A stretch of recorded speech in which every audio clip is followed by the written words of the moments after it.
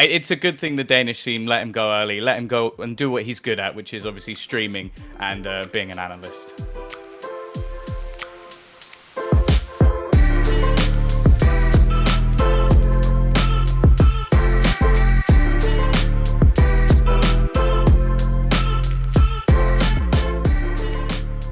Oh, I've got one. I've got one. Oh, I love him, but it sucks. Shroud.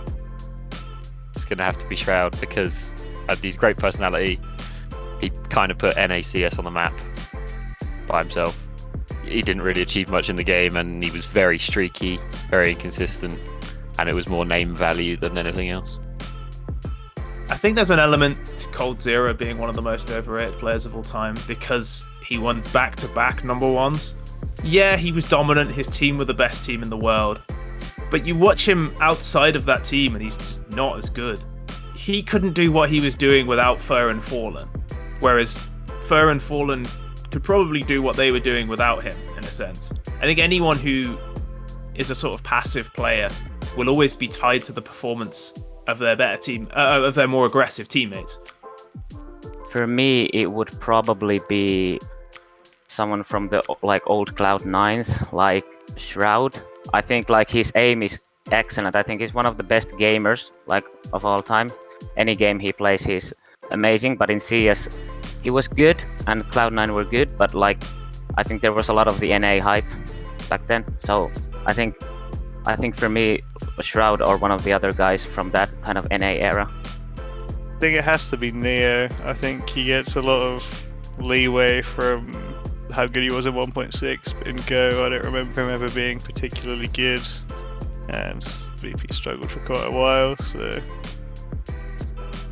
I think the most overrated player of all time is olofmeister. Olofmeister, I do think olofmeister is a good player, and in his peak he was good. But I think if you compare him to all the other best players in the world at a time, so you look at people like Simple, Zywoo, coldzera, and even people who were for shorter periods, Nico. You look at Device. I think olofmeister is sort of just a tier below all those best players in the world. And so I think while that's better than 99% of players, that is still overrated. He's overrated in the conversation, if you know what I mean.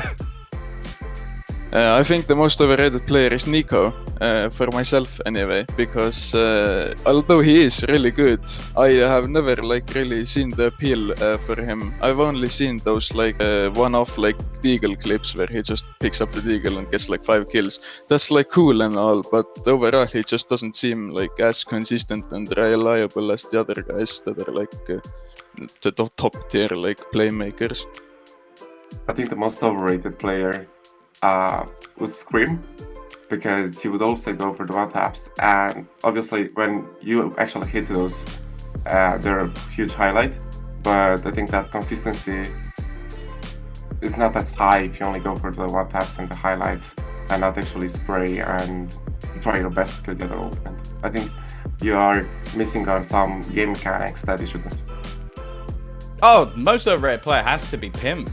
Awful. Honestly, I don't know how he was ever a competitive player. He's okay on the desk, but it's a good thing the Danish team let him go early, let him go and do what he's good at, which is obviously streaming and being an analyst.